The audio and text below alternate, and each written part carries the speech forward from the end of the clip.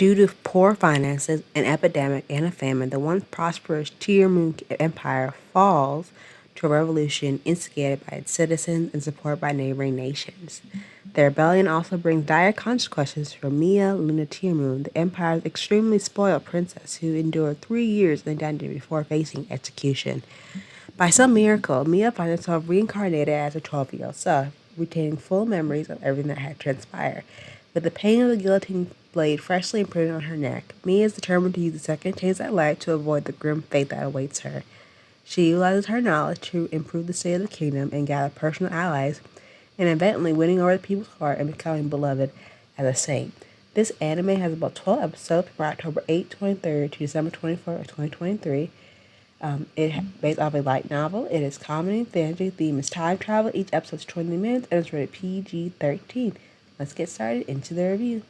We are back with another anime review of Tearmoon Empire, where we have our main protagonist, Mia, where she gets a second chance at fixing the situation that brought her fate 3 years ago. Now, with that being said, I feel like for the Tearmoon Empire, simply put, it's like, think of it as, since they use the guillotine, that just reminded me of the French Revolution, but that's beside the point.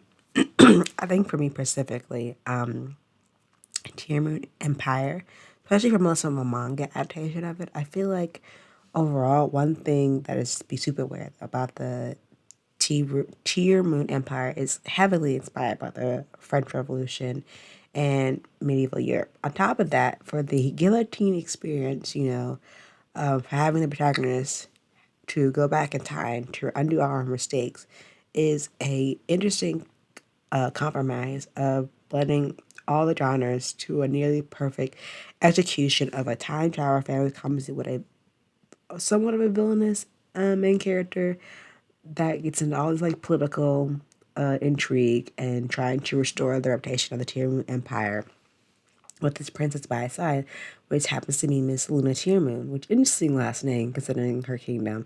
And we just see her. We don't see her parents. We just see her. Like she's responsible for this her entire kingdom. And having, already learned from her mistakes and, using that knowledge of what she has to go back to herself, her 12-year-old self, and having her diary, which kept a log of every her account of herself until that her fateful execution day, which I think is very interesting. And Mia's resolve to hope to reset to make a better name or positive name for her empire, which is a really good job, so that way she doesn't suffer the same fate that she did and learn from her lesson. I think also having her gain allies to help restore faith in her kingdom, her people, and just gain more power on herself. That way she can not repeat the same mistakes that she's done in the past, which is interesting. I think also, on top of her interesting selfish nature that turned people's heads towards her in a way, and to also have that second chance of giving herself in a better light, of no longer being arrogant or cowardly. I think, the phrase, the enemy of my enemy is my friends.